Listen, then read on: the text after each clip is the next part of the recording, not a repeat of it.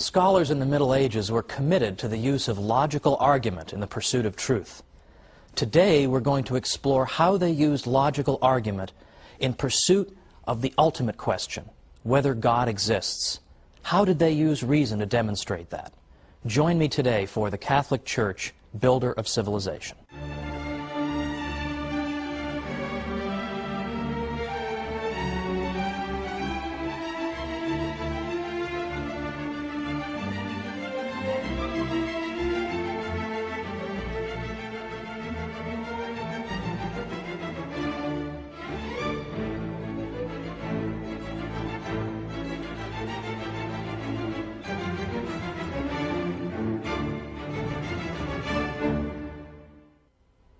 Welcome to the Catholic Church, Builder of Civilization. I'm Thomas Woods. Last time we looked at the development of the university system and the indispensable role that the Catholic Church played. We saw how the popes played a critical role in protecting the students and fostering university life and even making possible an international scholarly community. Now these days, unfortunately, the Church is rarely if ever given credit for these things, but I assure you, everything I'm telling you is based on sources that are easily consulted. Pick up a history of the university and you'll read this for yourself. Today, I want to pursue this avenue of inquiry even further. I want to introduce some important personalities and look at things they did and said and the questions they pursued. And in particular, I want to take two famous people in church history and look at how they answered the critical question, can we prove the existence of God? And if so, how?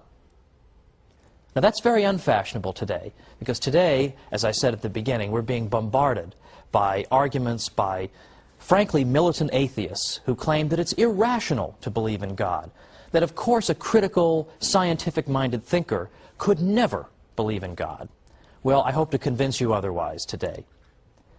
Well, first, let's begin with a few personalities. It is worth noting that in the Middle Ages, there was a commitment to logical argument and a belief that logic and reason could lead you to the truth. In fact, Pope John the 21st wrote a book on logic, and his textbook was used for centuries afterward and went through 166 printings. Very, very few books go through that many printings. And here is a pope, a future pope, writing a book of that nature. Now, more specifically, a fellow named Peter Abelard was a scholar who died around 1142. He was controversial in his day, but he paved the way for scholars who came after him. Abelard was known particularly for a book he wrote, in Latin is known as Sic et Non. Literally means yes and no. Because what Abelard did was he took apparent contradictions, for example, apparently contradictory biblical verses, or apparently contradictory statements from church fathers, and he deliberately juxtaposed them so that they were right next to each other on the page.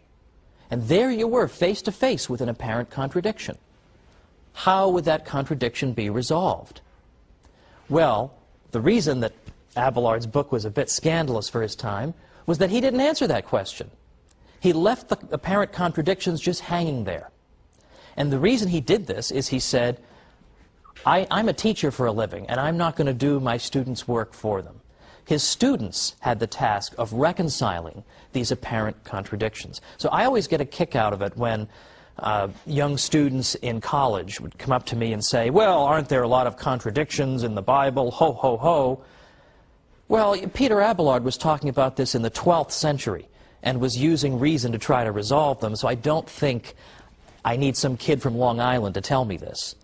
But Peter Abelard's point was that when you have two sources, both of which are authoritative, biblical verses, for example, church fathers, but they seem to be saying different things, how can you resolve this matter?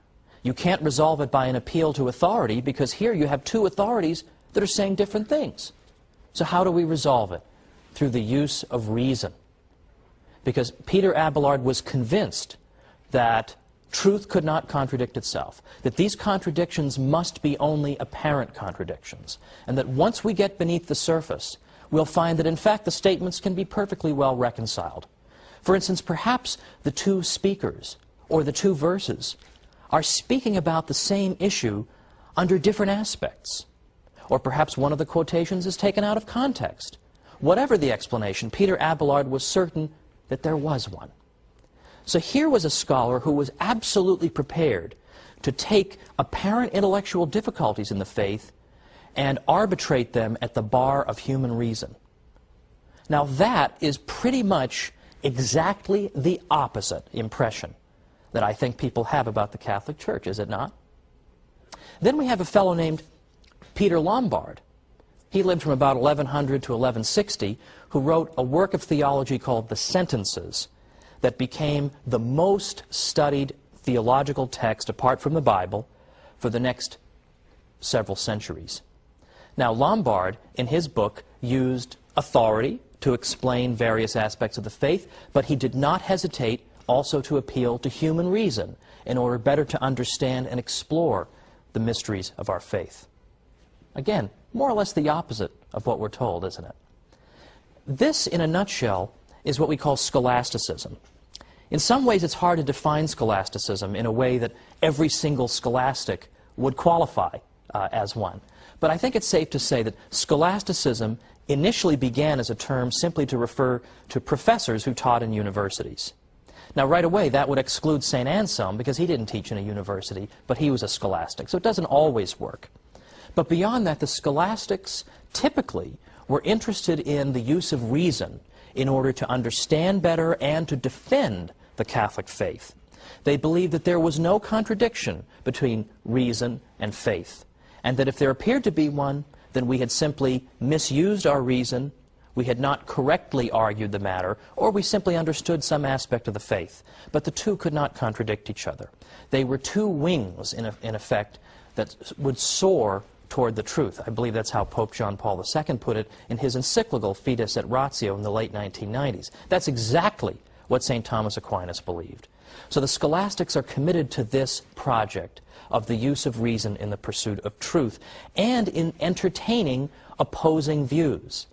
Typically, particularly after the 13th century, a scholastic didn't just get up there, give his position, and sit down. He always anticipated what the other side would say.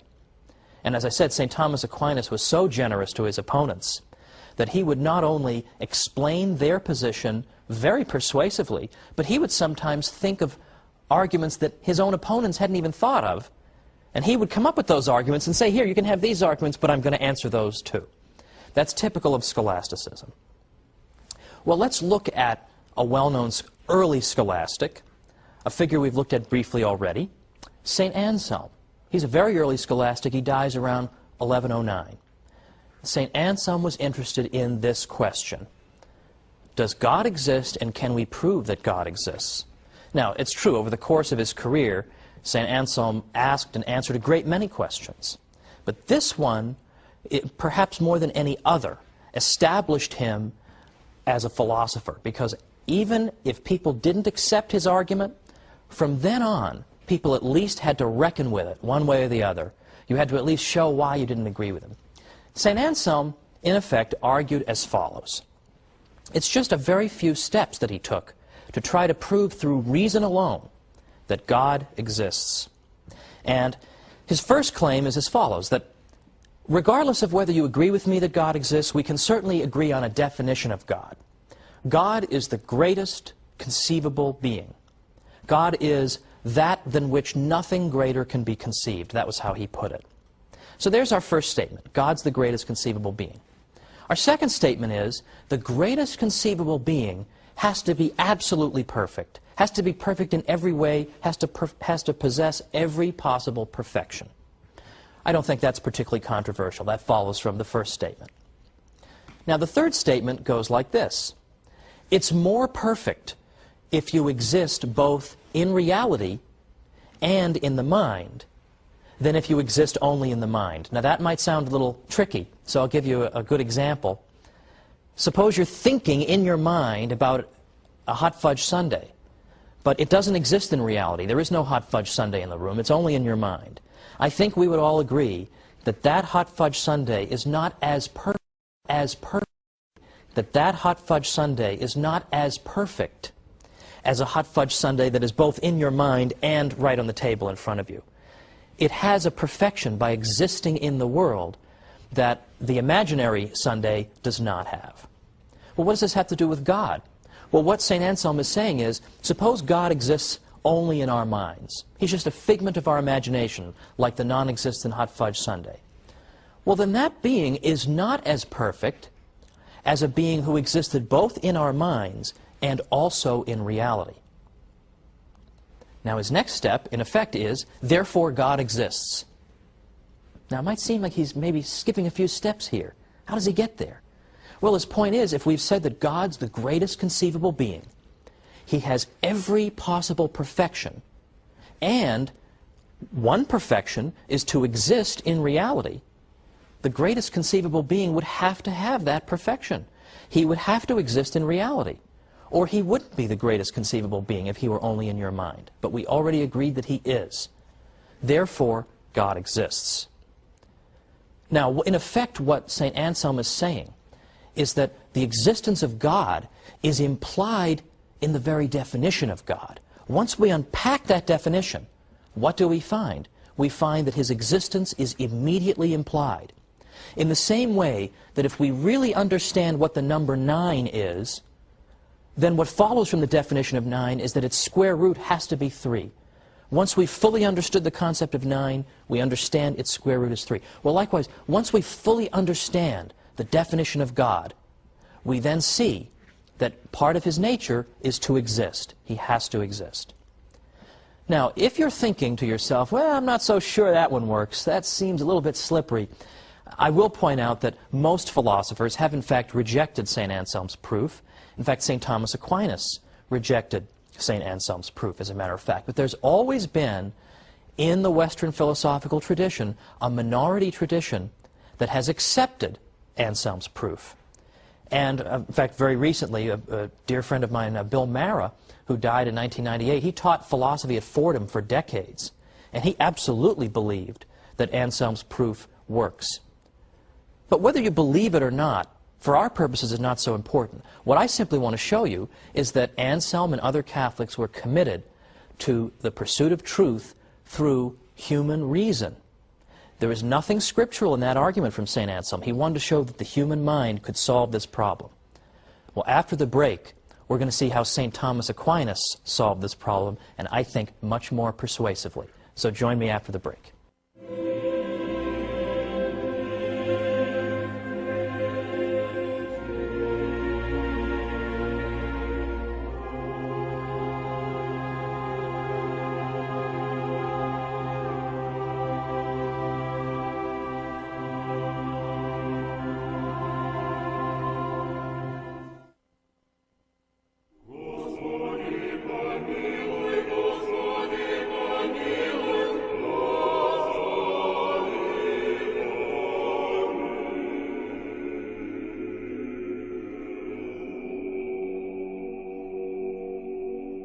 Welcome back to the Catholic Church, Builder of Civilization.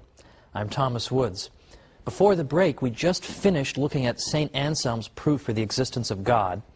And if you want to impress your friends, you can refer to it as the ontological proof for the existence of God, and you can sound like a highfalutin philosopher. Not that you would want to, but you can do that.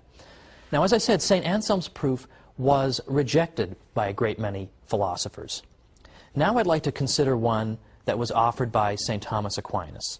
But let's first begin with a little bit of background on St. Thomas and his views. Now, St. Thomas lived in the 13th century from about 1225 to 1274. So when you consider how young a man he was when he died, his corpus of work becomes all the more impressive. How could you possibly have done this? How could you have possibly done it? It calls to mind the statement by St. Isidore of Seville, who once said that anyone who tells you that he's read everything Augustine has written must be a liar. Well, in a way, you almost feel that way about St. Thomas, anyone who's read it all and really, truly absorbed everything. Well, St. Thomas was convinced, as were the typical run of scholastics in his day, that faith and reason could not contradict each other. And St. Thomas believed that our knowledge consisted of 3 different kinds. For instance, he argued that some of our knowledge we know through divine revelation alone. Some knowledge we know both through divine revelation and through human reason, and still other kinds of knowledge are known through reason alone. So, for example, one piece of information that we have that we know through divine revelation alone would be that God is a Trinity, that He's one God in three divine persons. Now, St. Thomas Aquinas said that this is something we have to know through divine revelation because human reason could never arrive at this conclusion. This is an astonishing mystery. We could never arrive at this conclusion. Now, if I may digress for a moment, I'll point out that some thinkers have tried to claim that human reason can also prove the Trinity. The argument is that if we know that God is love, and we're going to make that something other than just a bumper sticker slogan, God is love, we're really going to take it seriously, then God has to have a threefold nature. Because if He is love, that means we have to have within God the two who love, because love exists between two parties, and then love is fruitful. So there has to be a third party, in effect. There has to be the fruits of that love. That's why some theologians have sometimes pointed to the family, the human family of husband, wife, and child, as in fact imaging the Trinity, as a mirror into the divine economy. Economy, of course, in its Greek root, meaning household. Because, in effect, the husband and wife love each other, and the fruit of that love is their child. Well, that's neither here nor there, because the consensus is that the Trinity is not something that we can arrive at through strict proof. So that would fall under St. Thomas's first category. The second category, things we can know through divine revelation and through reason, would include, for example, some aspects of the moral law. I suppose reflecting on the subject of murder, just simply reflecting on it honestly, using your mind, you can probably arrive at the conclusion that murder is something people ought not to do. That even if God had never said anything about murder, you could probably draw that as a safe conclusion. Now, God has, of course, told us that we may not commit murder. And St. Thomas answered the question that you might ask, why would God tell us something that we could just figure out on our own using human reason? And one of St. Thomas's, I think, pretty good arguments in response to that is, the reason he does it is to make our lives a little easier. Because not everybody is a philosopher or has time to sit around 24 hours a day trying to deduce everything in the world through human reason. So God helps us. He tells us things that, yes, we could figure out on our own, but, well, some of us are too busy or blockheaded to do so, basically. The third area of knowledge is knowledge that is known through reason alone. And an example of that would be what causes rainbows. There's nothing in sacred scripture that explains to us what causes rainbows, and there's nothing in sacred tradition that explains it either. That we understand through the rigorous pursuit of reason. Well, now, getting back to St. Thomas, he poses the question whether God exists. Now, as I said, St. Thomas always anticipates his opponent's arguments, and he anticipates all of them. He even comes up with arguments they haven't thought of. So it's very revealing that when St. Thomas is trying to think of all the arguments against the existence of God, how many does he come up with? Only two. One of them is the existence of evil, and the other one is that the universe seems to run itself. It's like we don't need a God. It would be superfluous to posit the existence of a God. And in some ways, these are very much the same arguments that are still with us today. Well, here's one of St. Thomas's proofs, and I'm sort of adapting it for modern use. But let's begin as follows. Let's suppose you're in the deli, in the supermarket. You want to go up to the deli counter and get some turkey. You go up there, though, and you find that you have to take a number before you can get to the counter and get your turkey. So just as you're about to take your number, you see another device. And this other device says, well, before you can take a number, you have to take a number to get in line to take a number. Well, this is a very disturbing, Kafka-esque deli, to be sure. So you're about to take that number, and it turns out there's another number machine. It says, whoa, whoa, whoa, not so fast. Before you take that number, you have to take a number. Before you take that number, you have to take a number. So you have to take a number to get in line to take a number, to get in line to take a number, to get to the deli counter. Well, suppose you turn your head and you see that going on infinitely down this supermarket is an infinite series of numbers you have to take. Well, are you ever going to get to the deli counter? Of course not. You'll spend the rest of your miserable, rotten life standing there trying to take numbers, but being unable to do so because there's always a preceding one you have to take. You can never even take a number because there's always one before it that you are supposed to take first. You'll never get to the deli counter, that's for sure. But suppose you're wandering around all frustrated in the supermarket, you're wandering around, and you see somebody with turkey in the shopping cart. Then you know the numbers must not go on forever, because then how did this person get the turkey? There must have been a stopping point somewhere. Or consider this. You want to sign up for a course at a college, a special course, and you're told, well, if you want to sign up for that course, you have to go see Mr. Jones. You go see Mr. Jones, and he says, oh, sorry, before you can see me, you've got to see Mr. Brown. Mr. Brown says, before you can see me, you've got to see Mr. Johnson. You say to yourself, what in the world? Obviously, I don't need to take this course. It's going to drive me insane. You'll obviously never get in there because there's always somebody earlier you have to get permission from before you can do it. But suppose you see somebody enrolled in that course. Then you know there must not be an infinite sequence of people you need to get permission from, because then how did this person get in there? Now, what does this have to do with the existence of God? We have a basic insight as human beings that every effect has a cause. Nothing just exists on its own. Nobody goes down to the beach and says, oh, this sandcastle must have just been randomly created by the movement of the waves, or it existed from all time, or my watch here. Nobody would look at this watch and say, oh, I bet this has just always been there before the beginning of time. No one would say that. Okay, we know that would be nonsense. Or, and I apologize to whoever it is I'm borrowing this from. I can't remember what your name is, but I like this example. Suppose I walk into my office and there's a bowling ball on my chair. Now, there are many possible ways it could have gotten there, but the one explanation I will not accept is, well, it just appeared. It had no cause. No one would accept that, right? I would be willing to consider the most ridiculous explanations before I would accept that. In fact, I'd be willing to consider the possibility that the CIA is trying to spy on me, and they've put a little chip in this bowling ball to make that possible. I would consider that before I would consider the ball just appeared. Well, now here's St. Thomas's proof. Every effect requires a cause. So consider anything existing. It requires a cause. Consider a thing Z. It requires a cause. We'll call the cause of Z Y. But the problem is, Y requires a cause too, right? Y doesn't just exist out of nowhere. Y also has to be caused. Well, what caused Y? Well, we'll say X caused Y. But then we're back to the same problem. What caused X? X isn't just self-existing. Every effect requires a cause. So what caused X? Let's see. W. Okay, I guess you can probably see where I'm going with this. W caused X. And then we keep on going because that doesn't solve the problem either. Because then what caused W? So what St. Thomas is saying is, suppose you have an infinite series of causes in which Z is caused by Y, but Y is caused by X. X is caused by W. W is caused by V, and this just goes on and on forever. If that were true, then nothing would exist.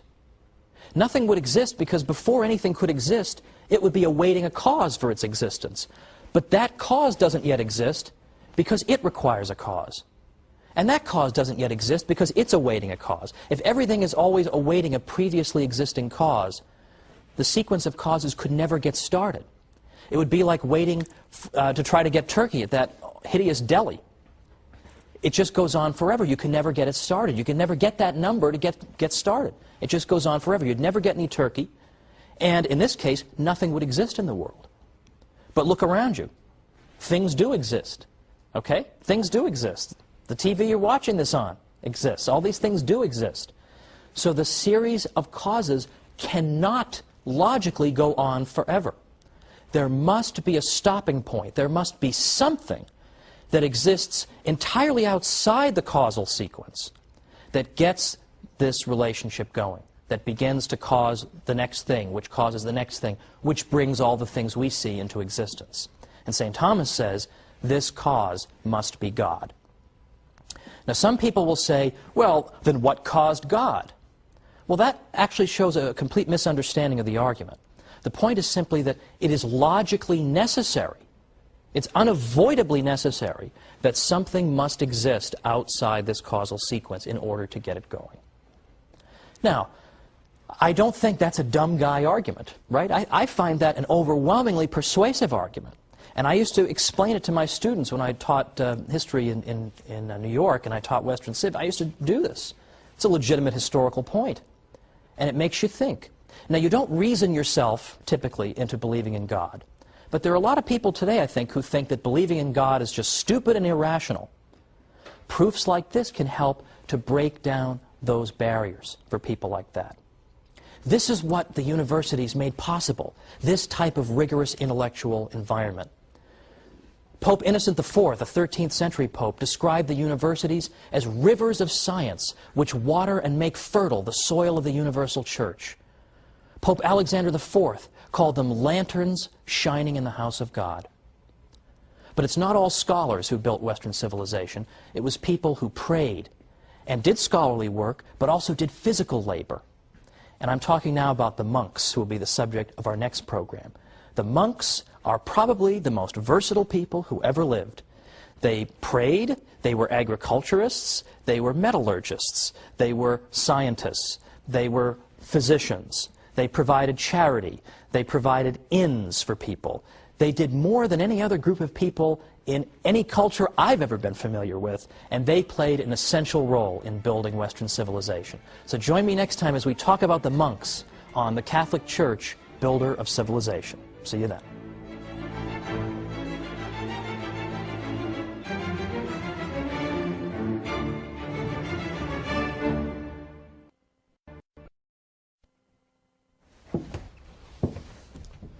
Perhaps nowhere on earth has there ever been a group of people more versatile than the monks of Europe. They were physicians and scholars and agriculturists and inventors. And they, perhaps more than any other group, is responsible for helping to save Western civilization. Let's talk about that today on the Catholic Church, builder of civilization.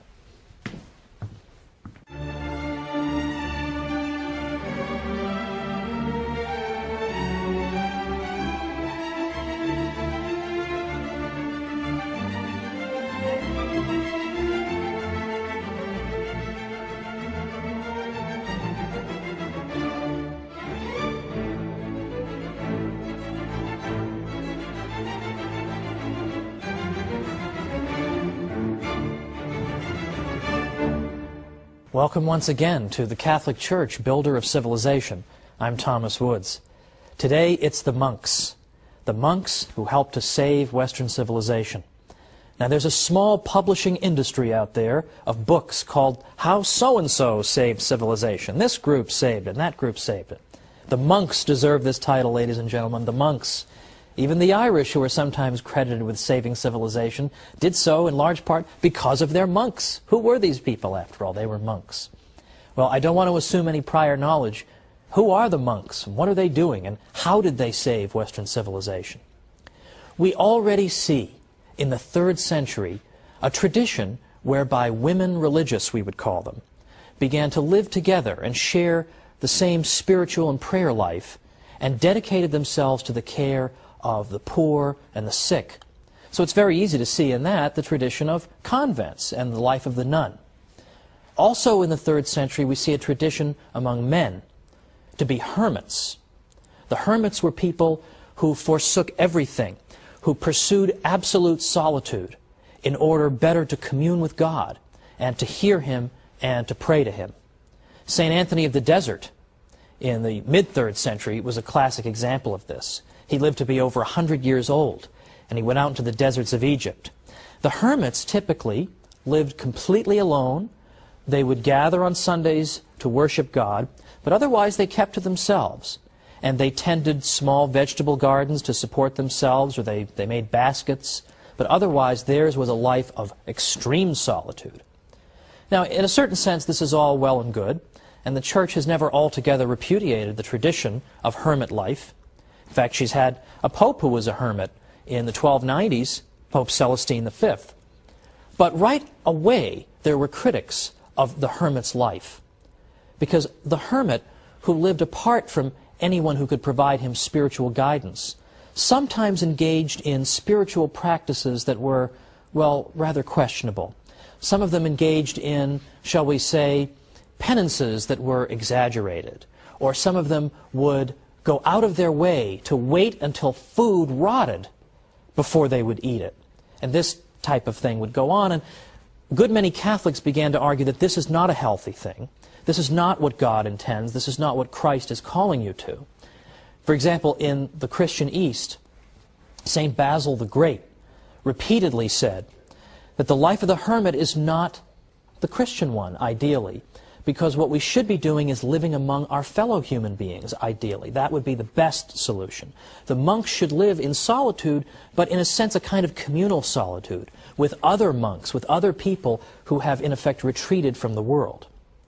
Now it's important to understand the monks are not saying that the world is evil, therefore we retreat from it, or that spaghetti and meatballs and an ice cream sundae are all evil, so therefore I want to deprive myself of them and eat more simply. To the contrary, because Catholics believe in the goodness of the created world, what the monks are saying is that the world is wonderful, it's a great thing, it's filled with a great many delights, and that's why it's such a sacrifice for us to give them up to show how much we love God. One of my friends has sometimes explained it this way: it's one thing to bring flowers for your wife. It's quite another to bring her flowers on a rainy, miserable day when she knows it was just an unbelievable ordeal for you to get those flowers and get back in the car and keep the vase from spilling over in the car. I've had plenty of experience with this, folks.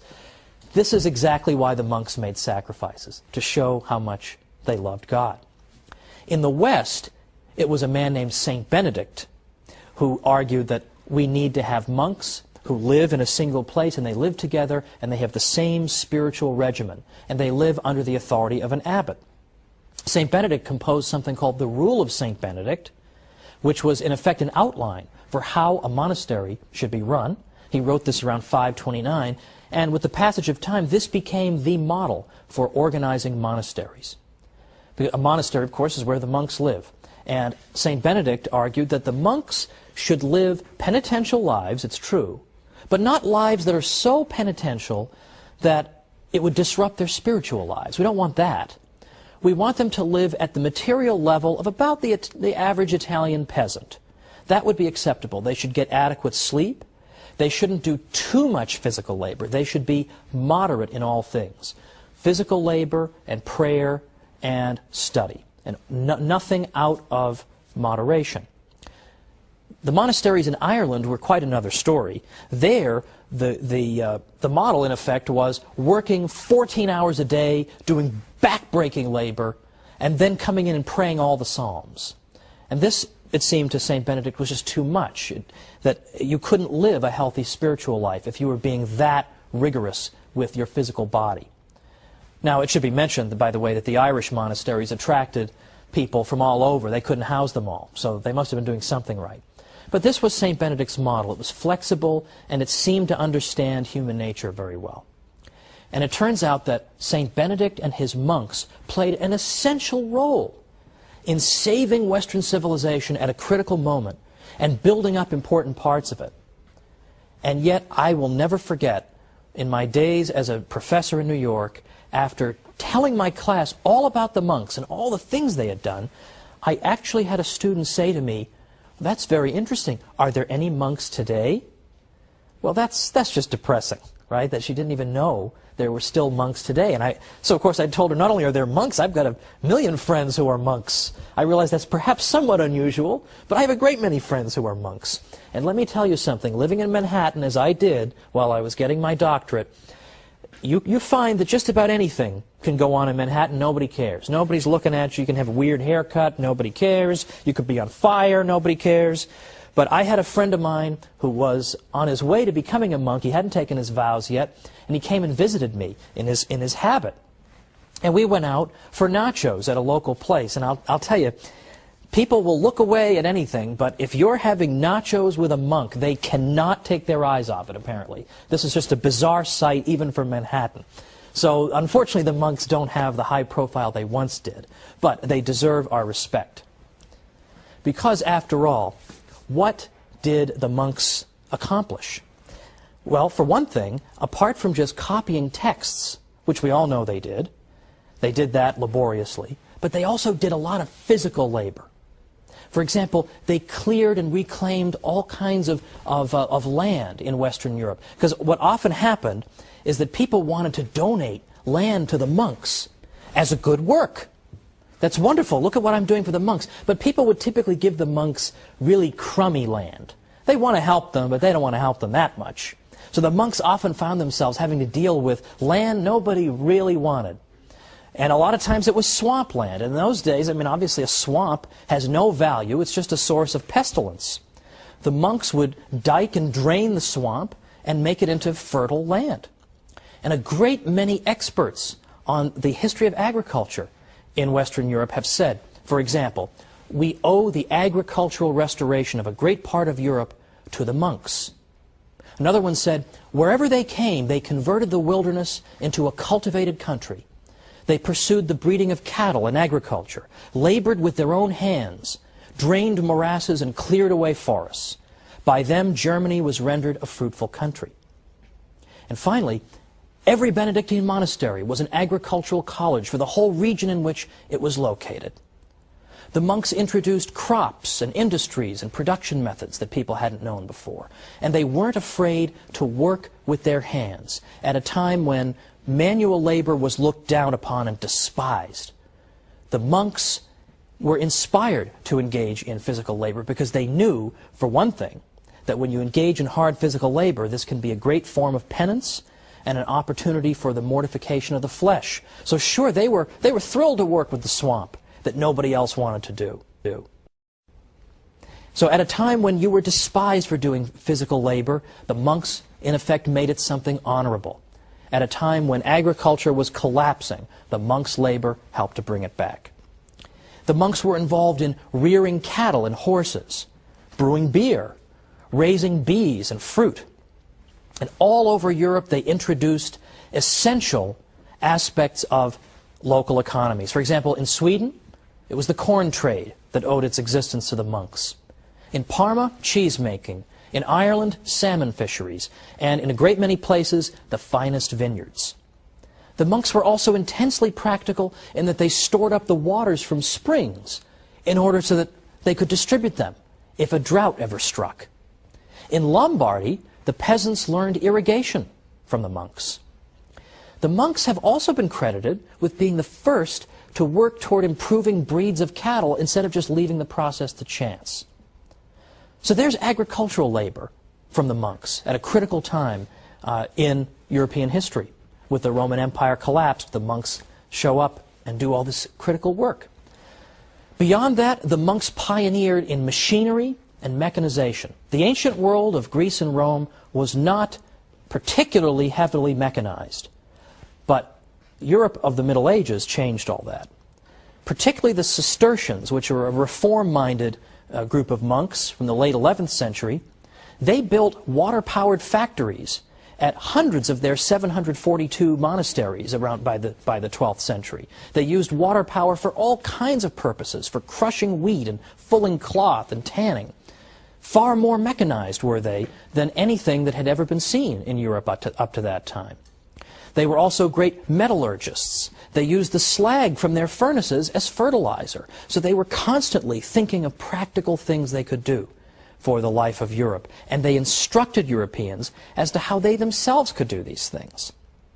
They were also technologically advanced in practical things like clocks.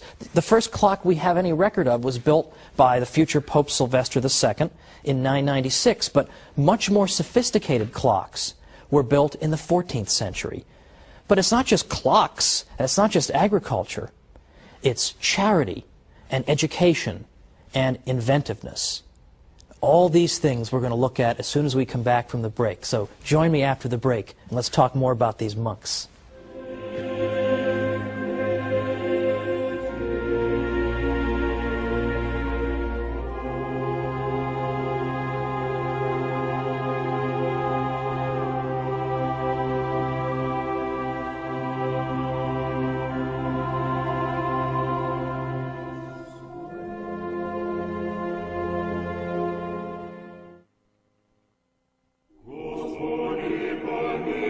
Господи,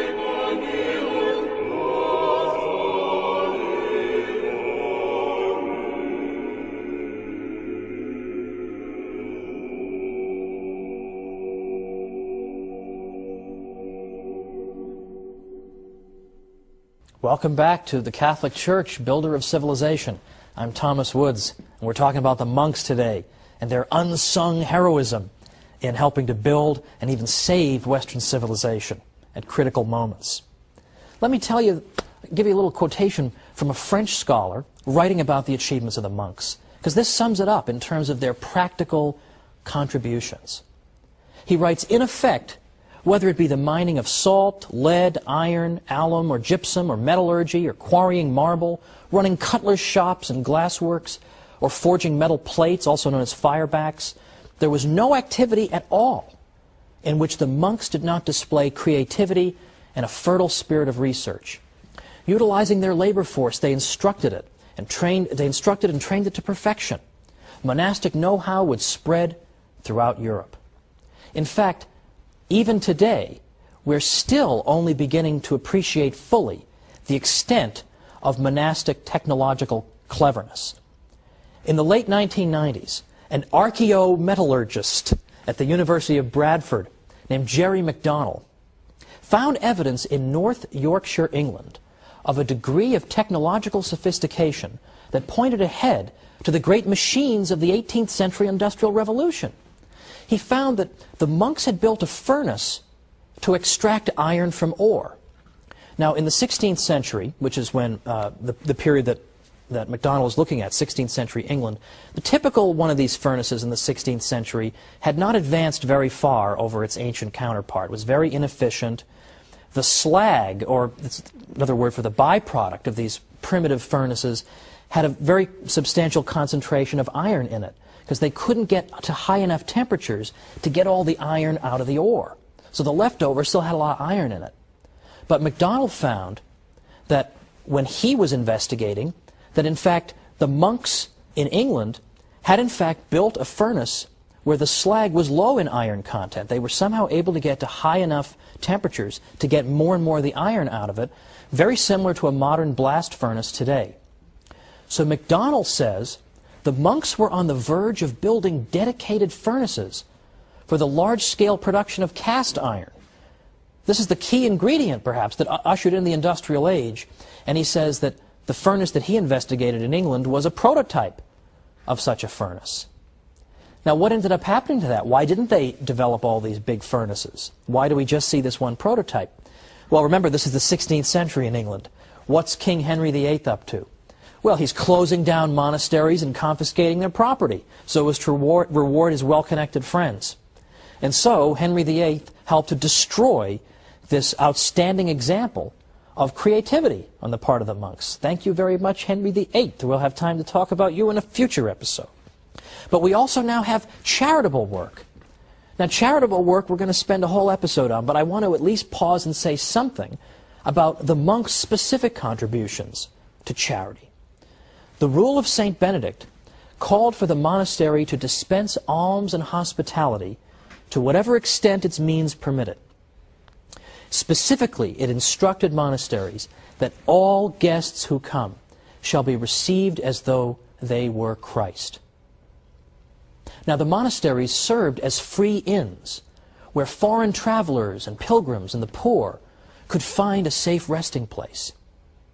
I love this quotation from an old historian of the Norman Abbey of Bec. He said, "Let them ask Spaniards or Burgundians or any foreigners whatever how they have been received at Bec. They will answer that the door of the monastery is always open to all and that its bread is free to the whole world." In some cases, the monks were even known to make efforts to track down poor souls who, being lost or alone after dark, found themselves in need of emergency shelter. They established contrivances for warning sailors of perilous obstacles. Or, in fact, nearby monasteries often made provision for shipwrecked men in need of lodging. All these were typical contributions of the monks. They also built up the medieval infrastructure and built and repaired roads and bridges. But as part of their charitable work, they were also great physicians for their day. In fact, it was the church that helped to create the hospital in the first place. But the monks went even further, because there weren't hospitals everywhere. But there were a lot of monasteries. And initially, the monks provided medical care to their fellow monks. But as time went on, they realized that they possessed a critical skill that local townspeople also needed. So oftentimes they would go out into the local towns and seek out sick people who were in need of their medical care. Again, I would say that's a fairly unsung aspect of the monastic contribution.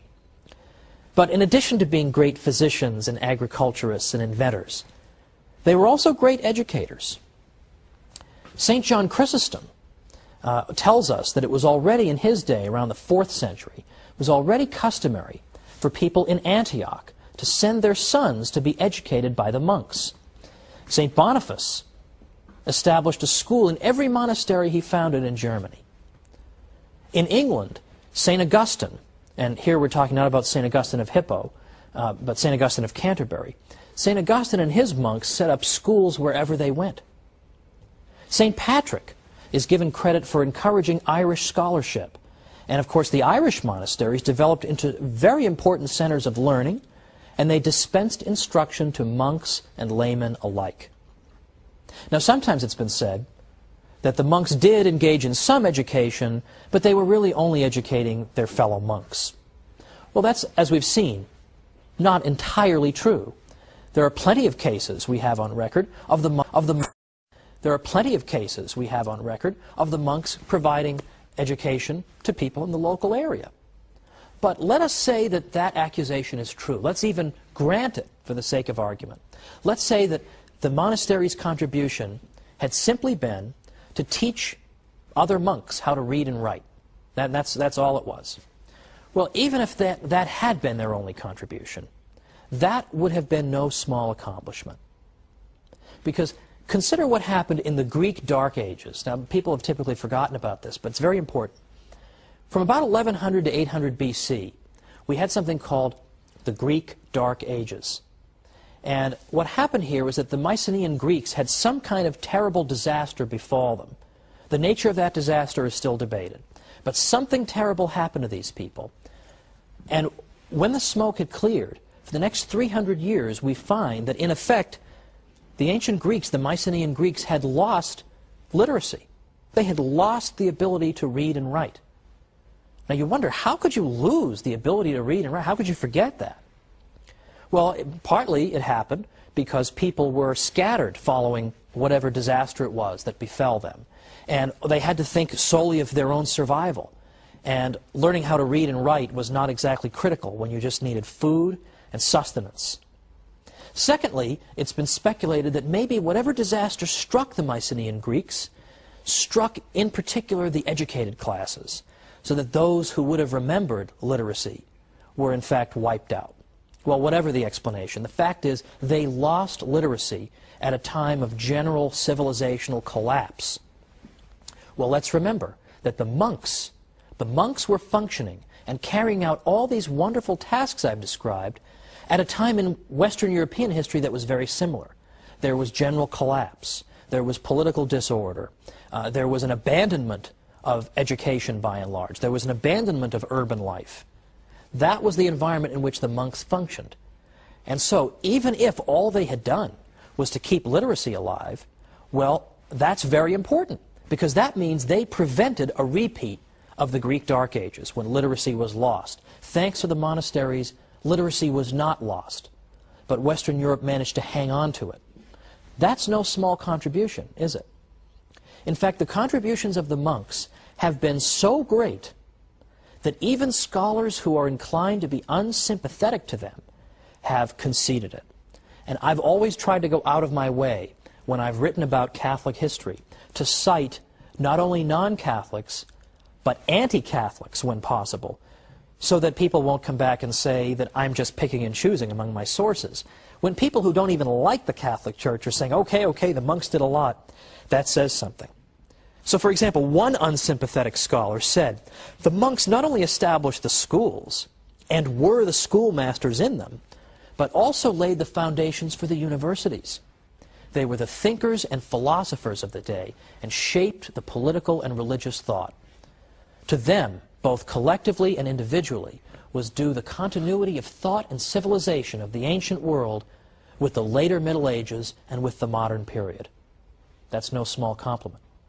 A century ago, another historian said, "It was the monks, and they alone, who carried to a successful issue the tremendous undertaking of mollifying the rampant invader, softening the rudeness of his manners and the harshness of his spirit, familiarizing him with the restraints of Christian morality, and bringing home to him with convincing power the necessity of observing the fundamental principles of law and order, instructing him in the use of arts and instruments of industry and social progress, in a word, of assimilating, civilizing, and Christianizing 20-odd barbarian tribes," many of which, by the way, were very impressed with the morality and the conviction of the monks. They were very moved by their witness.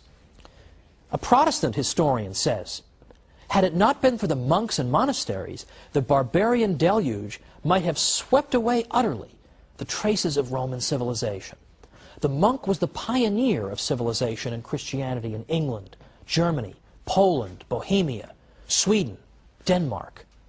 With the incessant din of arms around him, it was the monk in his cloister, for instance on Mount Athos, who by preserving and transcribing ancient manuscripts, both Christian and pagan, as well as by recording his observations of contemporaneous events, was handing down the torch of knowledge unquenched to future generations, and hoarding up stores of erudition for the researches of a more enlightened age. The first musicians, painters, farmers, statesmen in Europe, after the downfall of imperial Rome, under the onslaught of the barbarians, were monks." Now these are critics of the monks. You can only imagine what their friends have to say. These are their critics. Here is the monastic contribution. And you'll notice that in this brief overview, I've not even mentioned, or at least hardly so, the contributions they made to the literature of the Western world by preserving ancient classics and indeed the Bible itself through laborious copying. Because that is the one thing that's conceded to us. The monks did this.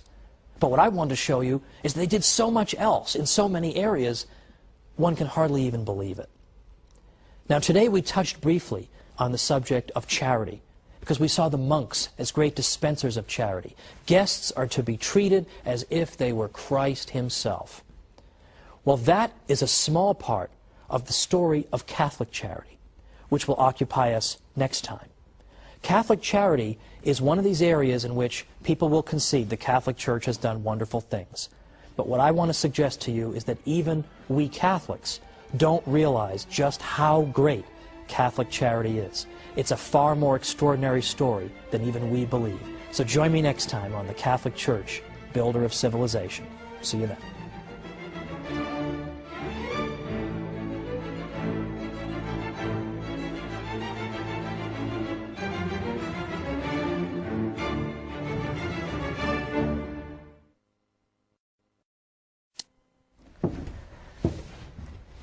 Even her detractors admit that the charitable work of the Catholic Church has been extraordinary. But today we're going to see that Catholic charity has historically been even greater than Catholics themselves may realize. So join me today for the Catholic Church, Builder of Civilization.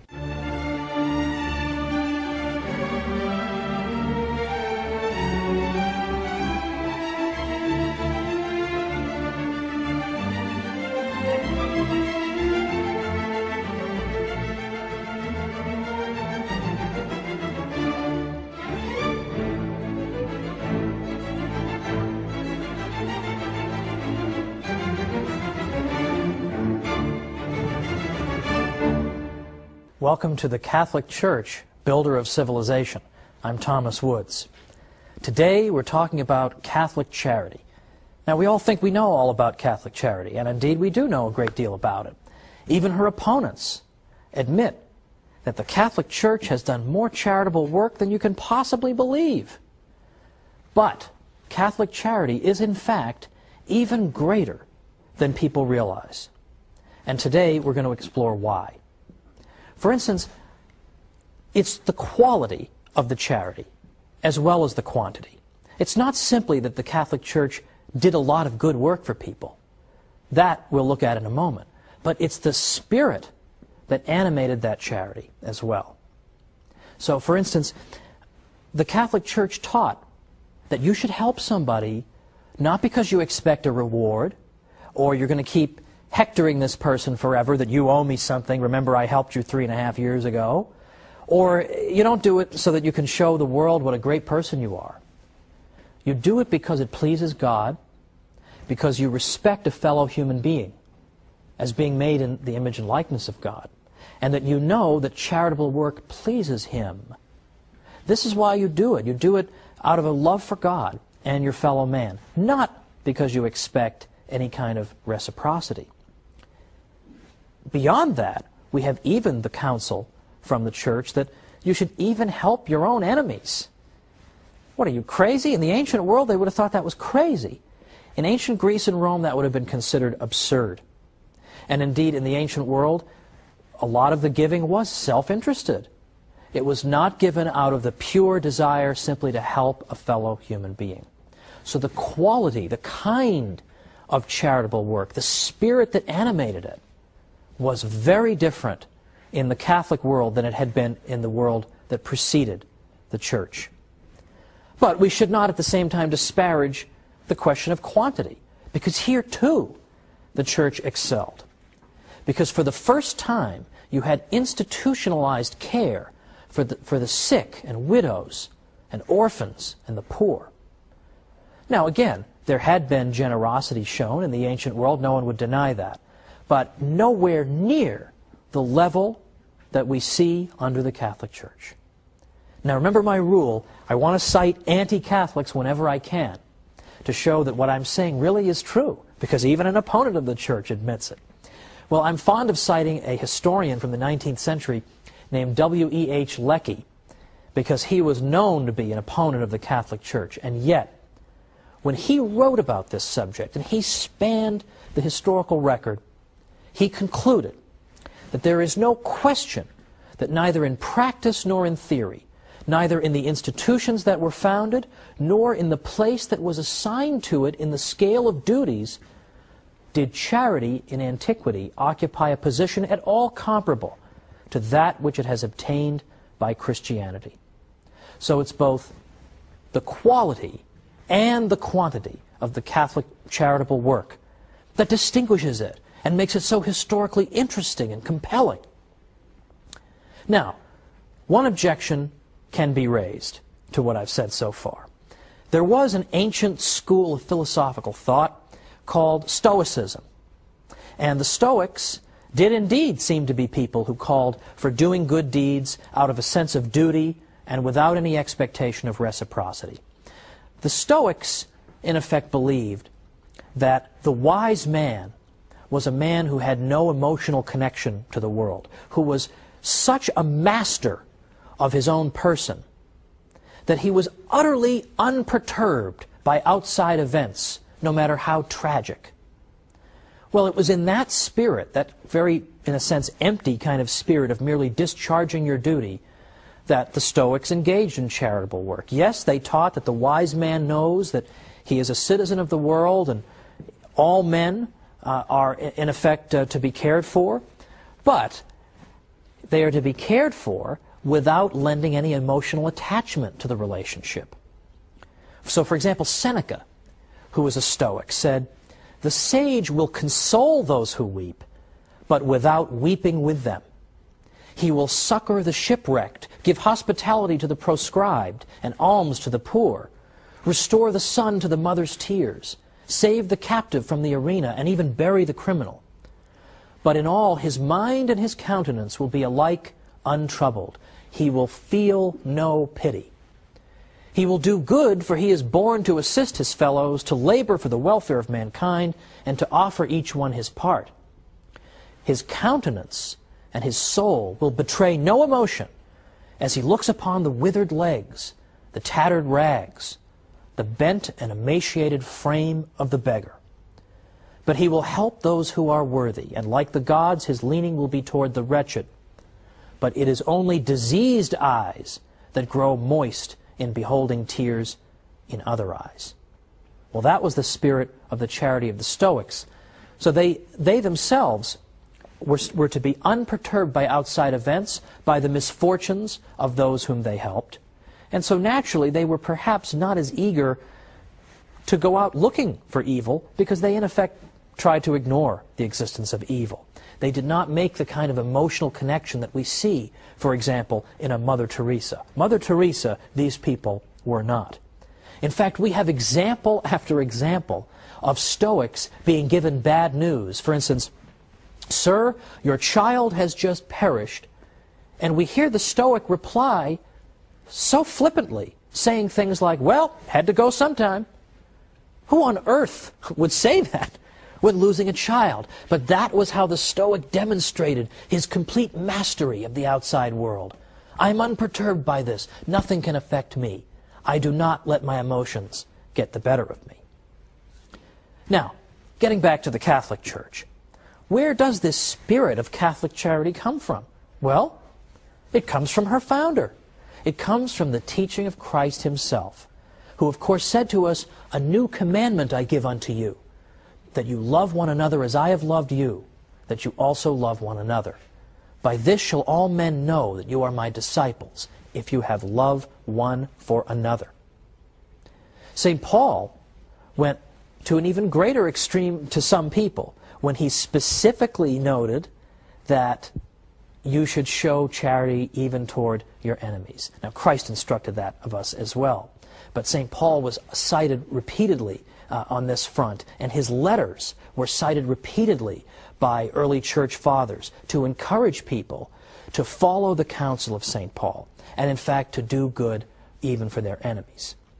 Now, we're going to talk more about Catholics doing good for their enemies a little bit later. But for right now, let's look at early church history and see them taking the words of Christ and making them into reality. We already see that in early church history, during the context of the Mass, the faithful's offerings for the poor would be placed on the altar. Early Christians also imposed fasts on themselves so that they could save the money they would otherwise use to buy food and give that to those who were in need. Now, the church fathers even, who, as I said in a previous episode, were prolific writers, and that St. Isidore of Seville once said that if you tell me that you've read everything St. Augustine wrote, you're obviously a liar. Yet they found time to do this because this is an indispensable part of the Christian life. St. Augustine, for instance, established a hospice for pilgrims, ransomed slaves, and gave away clothing to the poor. In fact, he told people, "Don't give me expensive clothing as a gift. You may like me, you may be impressed with my writing and my speaking, but don't give me expensive clothes because I'm not going to wear them. I'm just going to sell them and give the proceeds to the poor." St. Cyprian and St. Ephrem organized relief efforts during times of plague and famine. Now, St. Cyprian in particular instructed Christians, this is the 3rd century, during a pestilence in Carthage. He said, "If we only do good to those who do good to us, what do we more than the heathens and publicans?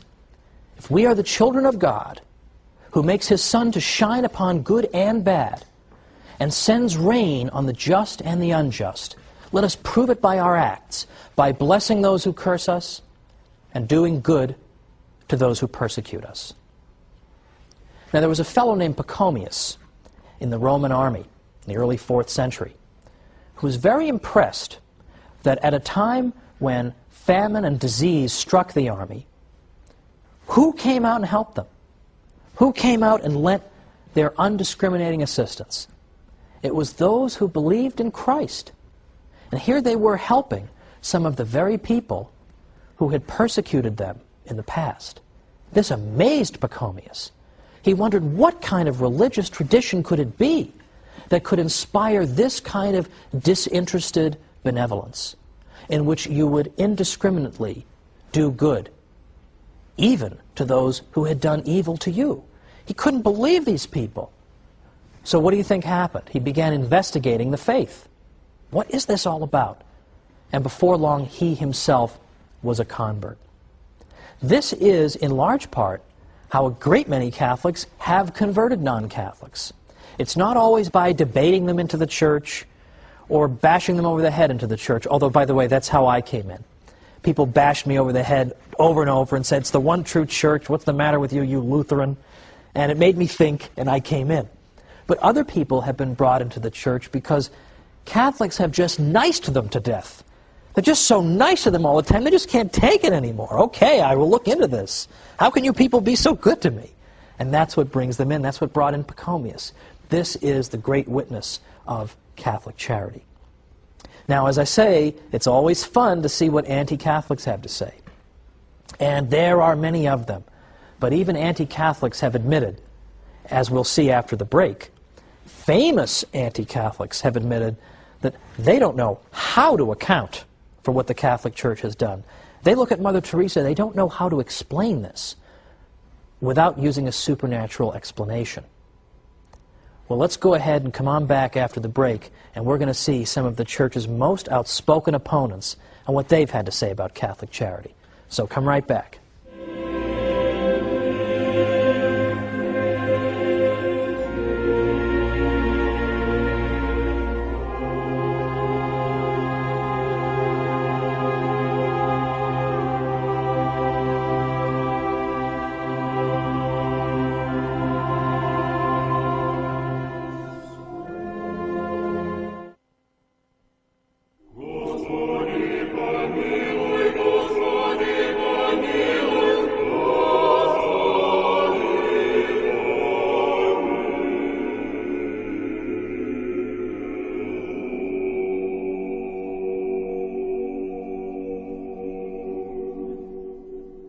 Welcome back to the Catholic Church, builder of civilization. I'm Thomas Woods.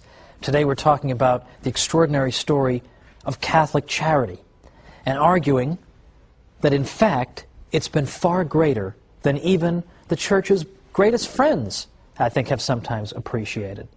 So we've gone through and seen, for example, what the early Church Fathers did in terms of charity. I gave a few examples of that. Or we've seen in the Scriptures where Catholics are urged to display an exemplary degree of charity. We've seen how it contrasts with the attitude of the ancient world, in which charitable work was something to be done, in effect, for a reward, or to call attention to oneself.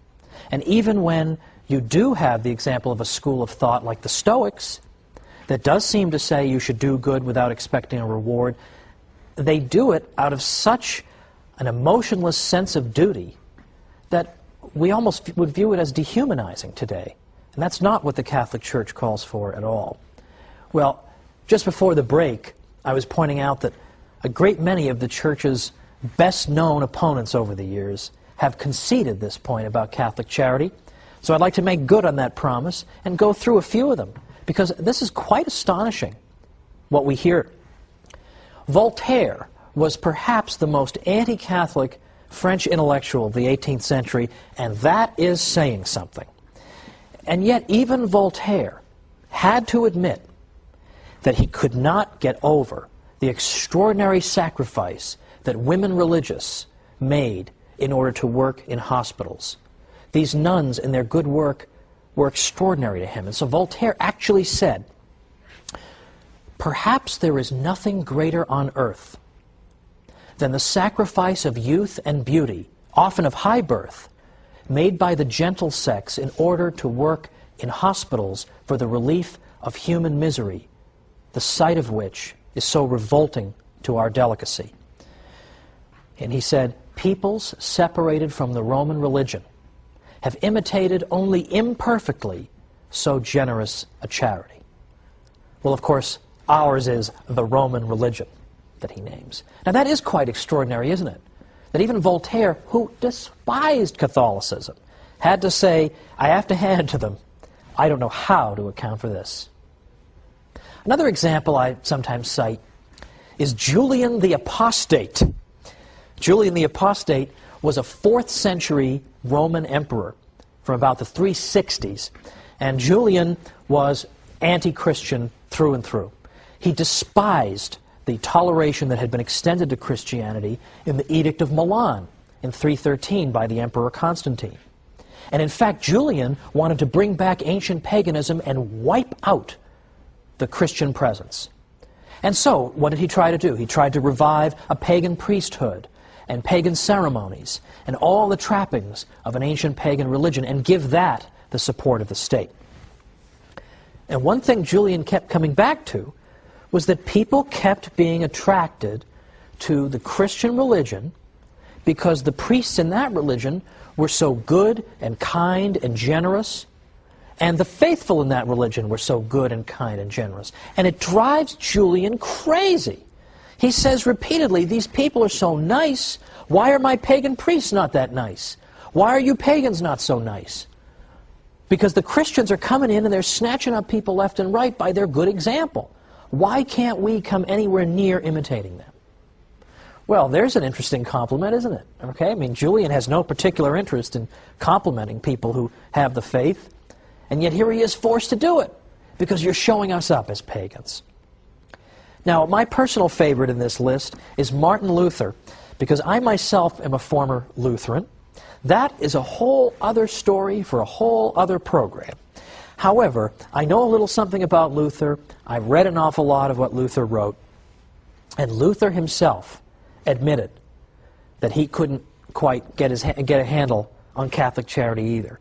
And why it was that charitable work under his teaching seemed to dry up. He had no explanation for this, and it drove him crazy. Now, before I go any further, I want to anticipate an objection here, because sometimes I get this. I get people saying, well, should you really portray Martin Luther as an enemy of the Catholic faith? I mean, wasn't he, toward the end of his life, didn't I hear something about maybe he was having second thoughts? Well, I don't think so. Because, in fact, the last book Martin Luther wrote was called Against the Papacy at Rome, an Institution of the Devil. So if he's having second thoughts, he has a very funny way of showing it. Well, Luther, of course, taught the doctrine of justification by faith alone. And he repeatedly said that we don't need to do good works in order to get into heaven. Now, this is a very technical theological discussion here. And Luther, by the way, was not saying that nobody should do good works. In fact, Luther argued that a Lutheran could do good works in an even purer spirit than a Catholic could, because a Lutheran would know that the good works were not going to do anything for him salvation-wise. He was doing them only because he loved God, whereas a Catholic is always thinking in terms of self-interest when he does good works. But Luther's point was that good works aren't going to do anything in terms of your salvation, whether they're done in the state of grace or whatever, not going to do anything. But what some people took Luther to mean, and Luther is partly to blame for this, was that you don't need to do good works, period. Because Luther would speak in such exaggerated language that at one point he actually said, you can commit adultery 100 times a day, and you can commit 100 murders a day, but as long as you have adultery 100 times a day, and you can commit 100 murders a day, but as long as you have a lively faith, this will not tear you away from Christ. Well, I think people can be forgiven if they conclude from that good works are not that important. So what Luther started to see in his day was this phenomenon, whereby a tradition of good works began to dry up completely. In fact, Luther himself deeply regretted this and said, at least under the papacy, that is to say, at least under the Catholic Church, you didn't have to force people to be charitable. You didn't have to hold a gun to their heads. They would be charitable spontaneously. He says, whereas living under the gospel, and by under the gospel he means under Lutheranism, he says, not only do I see no charity, to the contrary, people are grasping at each other's belongings. People have become envious and self-centered. He was very interested in this. And throughout his life, he continued to observe good works by Catholics in hospitals and so forth. And it really was a rebuke to him. In fact, at one point, he got so frustrated with his fellow Germans that he tried to leave altogether. He just said, I just had it with you people. Nobody's living the gospel. Nobody's living the Christian life. That's interesting. He had to concede. The Catholic Church had helped to make people charitable. Now, a couple years ago, I was interviewed in the Washington Post. So obviously somebody was fired over that. But I was interviewed in the Washington Post in their live online segment, which I really like, because it's a live question and answer session on the internet. And so readers can type in questions, and then I'm sitting at my computer and I'm seeing all the questions come in, and then I answer them. Well, the questions are coming in fast and furious, so if you didn't have carpal tunnel syndrome before this process, you definitely have it afterward. One of the questions I got I thought was very interesting, and I thought a fair question. The person asked, after all, however, isn't Catholic charity really at its root self-interested? Because, in fact, isn't the person engaged in charity because he expects a reward? He expects to go to heaven. So can't we really say that really Catholic people are no different from people in the ancient world? They're all seeking rewards. And so I thought that was a fair enough objection. So I gave this answer.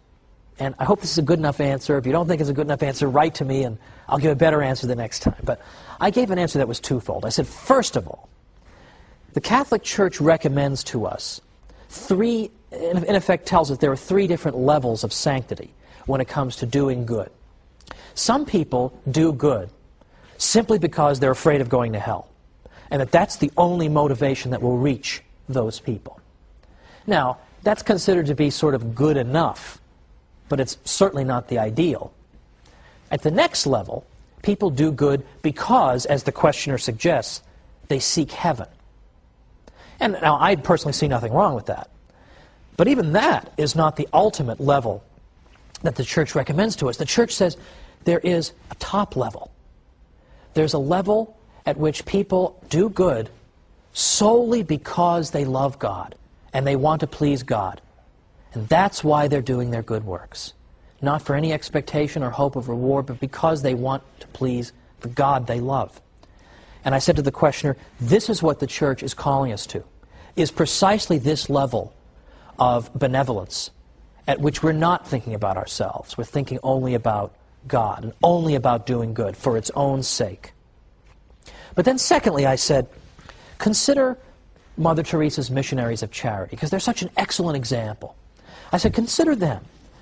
Now you may say, they're doing all these good works and helping all these people who are in wretched conditions oftentimes, and the sickest of the sick and the poorest of the poor, and they're helping those people simply because they want to go to heaven. But they could go to heaven by working in an air-conditioned office. So what makes them want to work in Calcutta, places of that sort, or makes them want to work in AIDS hospices? I said, they can get to heaven doing those more comfortable things. They can be in an air-conditioned office. Why do they seek this out, then? If all they care about is going to heaven, they could do something else.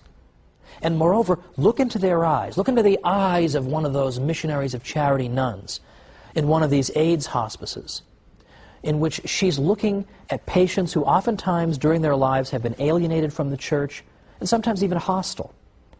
And when they look up from their beds at these women religious, all they see are eyes filled with love. And I said, can you really look in those eyes and say that all you see is a woman seeking a reward? That's all you see? Don't you see something there that is far deeper and more significant and more moving? That was my answer. And I think that is ultimately the answer. And in fact, the Christian God, following from the Hebrew tradition, believes that it is good for human beings to be good to each other. And this was something new among the religions of the ancient Near East. The gods of ancient Sumer didn't seem to care about the human race at all, or what they did. The gods of ancient Greece sometimes used human beings as playthings. They treated them arbitrarily. They were capricious toward human beings. They didn't seem to care how people behaved toward each other.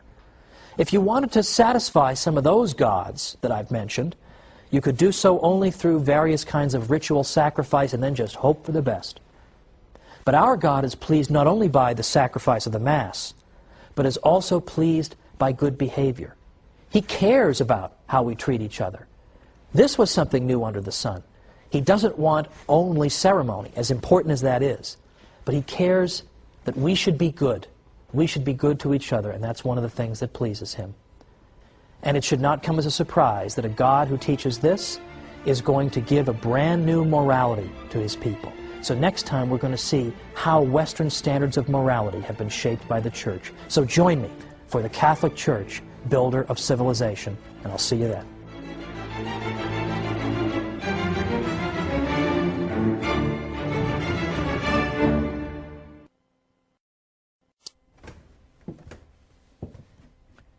We've been talking about a lot of things the Catholic Church has introduced into the world. But how about the sanctity of life, the dignity of marriage? Let's talk about these things and a whole lot more today on the Catholic Church, Builder of Civilization.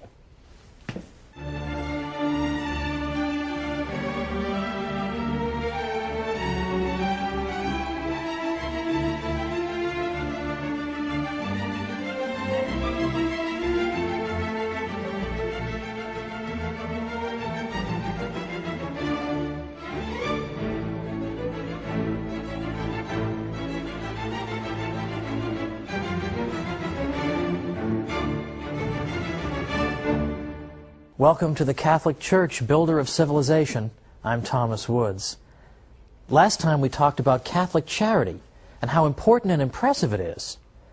Today we're going to talk about moral principles more generally. And we're going to find there's much in common in the two episodes. Because it's not as if we have some views on charity and then some views on morality and some views on this and some views on that. It all comes down to the same message. The idea that human life is sacred, and that each individual has a uniqueness and worth because he possesses an immortal soul, he possesses a rational nature, because he is made in the image and likeness of God. Now this is a revolutionary message. At the end of our segment last time, I pointed out that a lot of the religions in the Near East took the view that human behavior really wasn't all that important to the gods. I pointed out, for example, that the Sumerians were just at their wits' end as to what to do to appease their gods. Nothing seemed to appease them. And it so happened, of course, that they happened to live in a place that was particularly geographically vulnerable to floods that did not occur on any regular basis. So they tended to view the universe as a hostile place, governed by hostile gods who frankly were uninterested in their welfare. I gave the example of the ancient Greeks.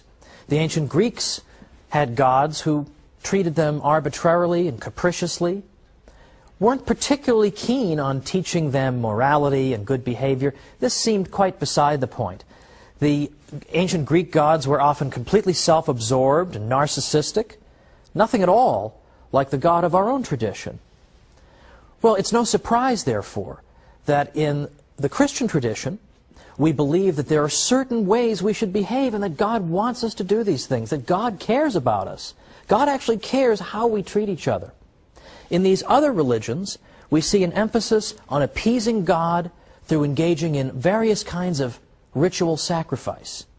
Now, it's true that for Catholics, we engage in the holy sacrifice of the Mass every day. But we also treat each other, are supposed to treat each other well, because that pleases God too. And that's something unique in the history of religions up to that point. This was something new in the world. And so the same religion that teaches you to give of yourself to others, to think about other people and their misfortunes, and to give in a way that's unselfish and in no way self-interested, that same religion, it should not surprise us, also teaches us important moral principles that follow from the idea of the sanctity of life.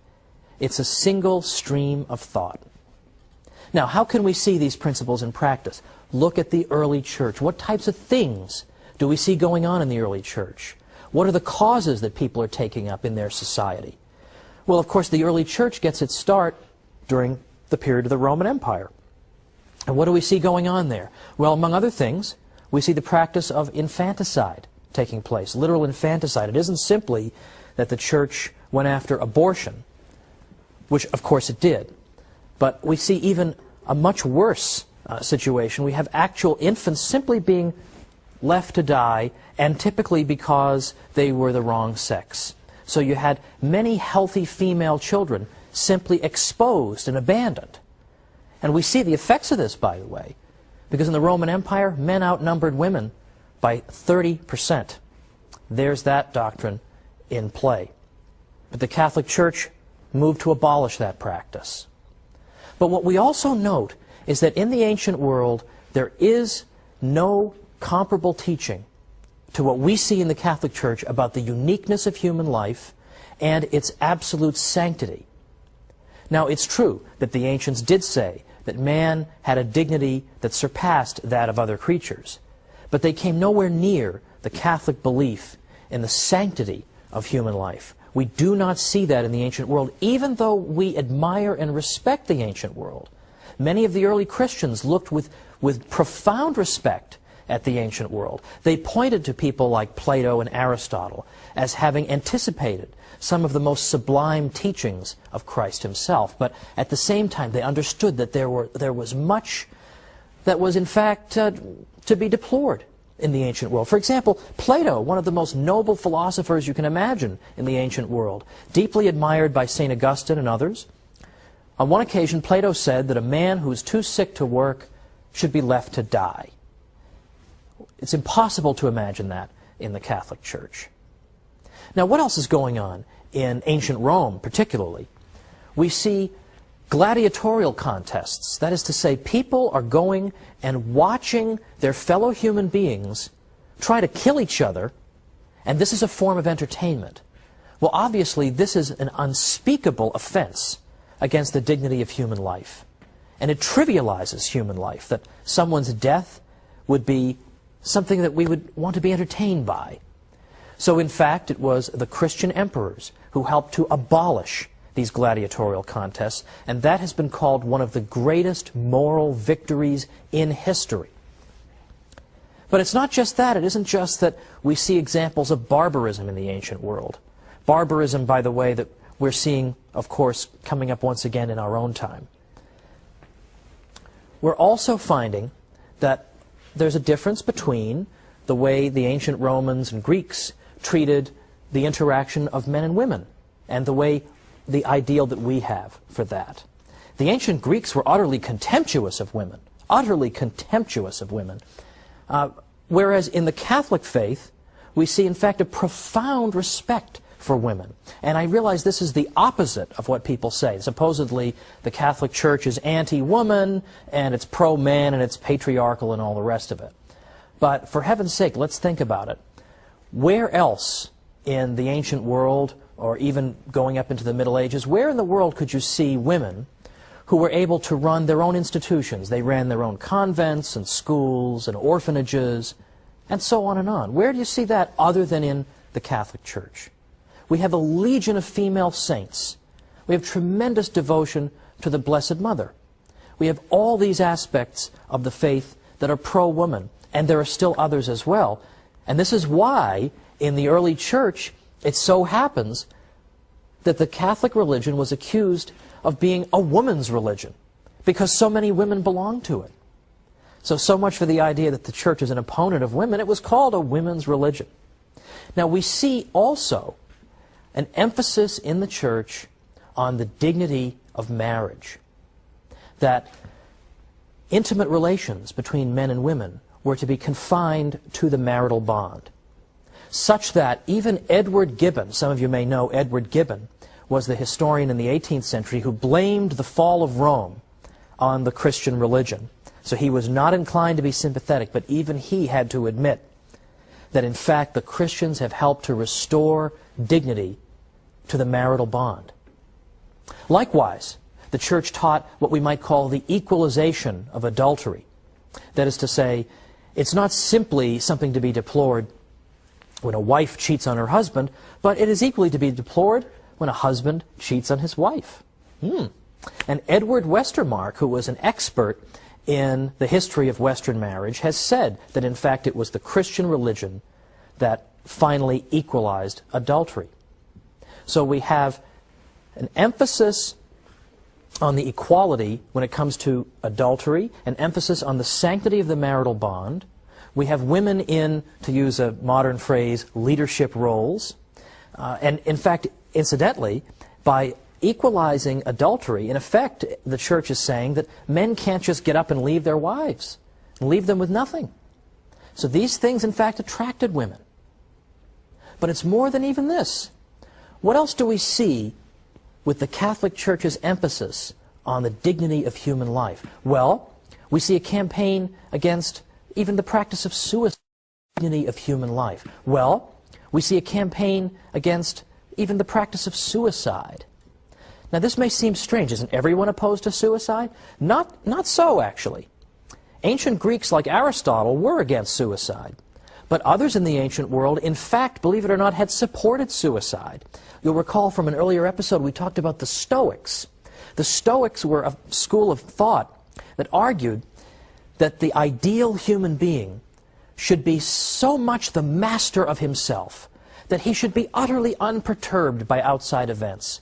He should be have complete mastery over himself and his emotions. He should never allow his emotions to get the better of him.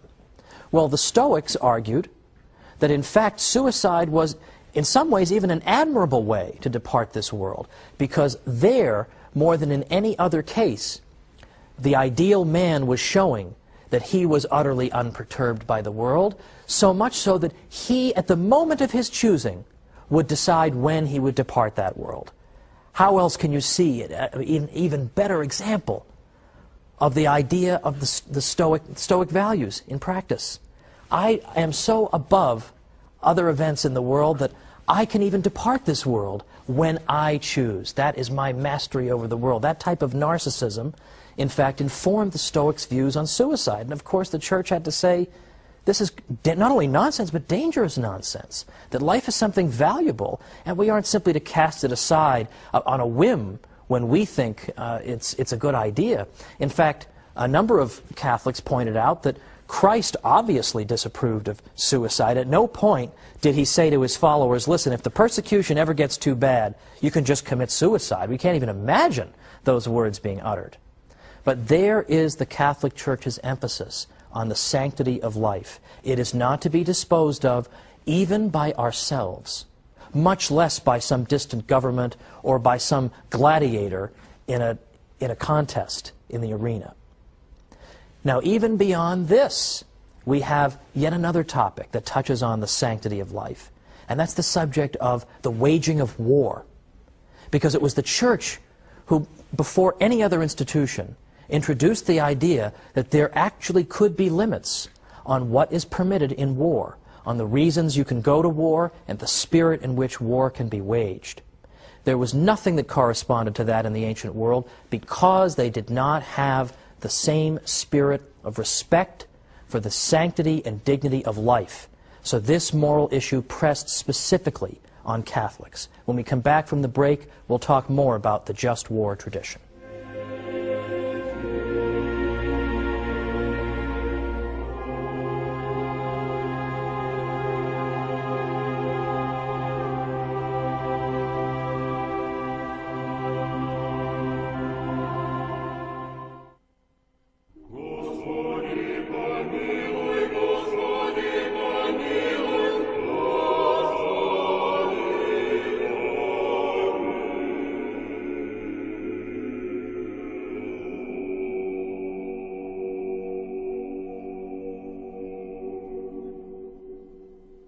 Welcome back to the Catholic Church, Builder of Civilization. I'm Thomas Woods, and we're talking today about Catholic moral principles that most people, non-Catholics included, have come to take for granted.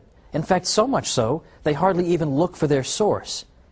But their source, as in the case of so many wonderful fruits of our Western civilization, is in fact the Catholic Church. And so we've looked at infanticide and gladiatorial contests, and suicide, and now we're beginning to look at the subject of war. The just war tradition develops in the Catholic world, perhaps beginning with Ambrose, but definitely beginning with St. Augustine. St. Augustine had a great deal to say about the justice of war. What's interesting to note, as I said before the break, is that there really wasn't anything like a just war tradition prior to Catholic reflection on the subject. And this is very much different from the views that we see in the 16th century with a famous political philosopher named Machiavelli. Machiavelli was in effect of the opinion that governments could not be held up to moral standards the way individuals were. Governments in effect had to do what they had to do. But the Church condemned that view and was condemning it as early as St. Augustine. So, for example, some of the principles that were laid out by Catholic thinkers, according to which war could be justly waged, were as follows. For example, St. Thomas Aquinas, in his famous segment on war, said that it's important that the war be declared by the pertinent authority. An individual on his own cannot simply go and declare war. It has to be somebody who holds legitimate, duly constituted authority. Secondly, there has to be a just cause involved. Any old reason for waging war is not acceptable. And there has to be a right intention. You can't go to war solely out of desire for vengeance or just for a desire for conquest. So in other words, war cannot always be justified. Just because a war is going on does not make it just. So St. Thomas set down these important principles. And then with the passage of time, we begin to get the development of the just war tradition in the Catholic Church even further. In the 16th century, for example, a great man at the University of Salamanca named Francisco de Vitoria had much to say on the subject of the just war. And a couple of Catholic historians have recently summed up his view, I think very nicely and eloquently. Vitoria, in effect, said as follows, that assuming that a prince has authority to make war, he should first of all not go seeking occasions and causes of war, but should, if possible, live in peace with all men, as St. Paul enjoins on us. When war for a just cause has broken out, it must not be waged so as to ruin the people to whom it is directed, but only so as to obtain one's rights and the defense of one's country, and in order that from that war peace and security may in time result. When victory has been won, victory should be utilized with moderation and Christian humility. Francisco Suarez likewise said, a just war must be waged by a legitimate power. Second, its cause must be just and right. Third, just methods should be used, that is, equity in the beginning of the war and the prosecution of it, and in victory. The reason of the general conclusion is that although war in itself is not an evil, yet on account of the many ills which it brings in its train, it is to be numbered among those undertakings which are often wrongly done, and thus it needs many circumstances to make it honest. Now, that is at least a brief taste of the just war tradition, and there are, of course, modern just war theologians who are trying to adapt this tradition to modern circumstances and continue to develop it. But the critical idea here is that states are subject to moral rules and cannot simply do whatever they wish. They are not allowed, for example, simply, for no other reason, simply to go out and slaughter civilians. There are rules on how war should be conducted, and that is because of the Church's emphasis on the sanctity and dignity of life. Now, I recall years ago, back before my Catholic days, I was a student at Harvard, and that is a whole other show in itself, what it was like keeping your sanity being at Harvard. But I remember one of my dear friends at Harvard. His name was Fred DeCaro, lives in Connecticut. He's actually designed my website for me for free, so I figured he gives me a free website, I mention him on television. Well, Fred DeCaro once said to me when I was still a Protestant, he said, he asked me why I wasn't a Catholic, and I gave some hemming and hawing answer. I didn't have any good answer. I don't know. I haven't thought about it. I haven't spent the time to think about it. But I asked him why he was one. Why are you a Catholic? And there are a lot of different reasons people could give for this, right? I mean, well, I was swept up by the Bible. I was swept up by the story of some saint. A lot of people prayed me into the church, or some argument convinced me, or whatever. But his answer was very simple, and I never forgot it. And it stayed with me all the way to my conversion. He said, because the Catholic Church tells us how to lead the good life. That's simple. The Catholic Church tells us how to lead the good life. Couldn't ever get that out of my head, because I thought to myself that what the Church teaches in so many areas is in fact challenging to us. And in some ways it's a real challenge to the baser part of our nature to live up to the great ideal that the Church holds out to us. But I remember coming to the conclusion one day that everybody at some point in his life has to answer the question, do I intend to live as a human being, or do I intend to live as a beast? And the Catholic Church holds out a glorious and noble path of life in which you're not self-absorbed, in which the whole world doesn't revolve around you, but you are part of a nexus where you care about other people and you care enough about yourself to treat yourself with dignity. And I recall there's a quotation from Seneca, an ancient Roman, who said, "What a contemptible thing is man if he fails to rise above the human condition." Even a pagan Roman understood that there's something about unaided human nature that is incomplete, that cannot live the virtuous life without extra help. So it was almost as if Seneca understood that if we're going to live a life that truly befits a human being, we need the assistance of divine grace. Now, the animal kingdom is composed of creatures who possess only instinct. They can't engage in moral reflection. They don't possess reason. So it stands to reason that we human beings should be held to a higher standard than the beasts, that we should observe moral principles, we should reflect on our behavior. Now, all this went through my mind as I was considering converting to the Catholic Church, and I was attracted to her moral teaching. A lot of people say, "Oh, the Church is too tough in her moral teaching. She'll drive people away." To the contrary. People ultimately, deep down, want to be challenged. They want to be challenged by holiness. And I remember that that's what attracted me. And I remember learning that in ancient Greece, Socrates had said that to know the good is to do the good. That as soon as you know what the good thing to do is, well, you just automatically feel compelled to do it. But I knew that wasn't so. I knew of many times in my life when I had perfectly well known what the good thing was to do, and I absolutely had not done it. And I had perfectly well known what the evil thing to do was, and I had pursued that. So much for Socrates. But then you read St. Paul. And St. Paul has so much moral realism when he says that there are times when I know perfectly well what the good is, and I shun it. And I know perfectly well what the evil is, but yet I pursue that. And I remember once I finally did convert to the Church, I remember my spiritual director telling me that the next time I was tempted to eat a cupcake, I should have a carrot instead. Now, what did he mean by that? Did he mean that cupcakes were evil? He meant that cupcakes are delicious. That's why it's an exercise of will to avoid them. And that by avoiding something like a cupcake, which is morally neutral, I can train my will. I can, in effect, tell myself, I am in control. I'm not going to be swept away by passions. I'm not going to be swept away by irrationality.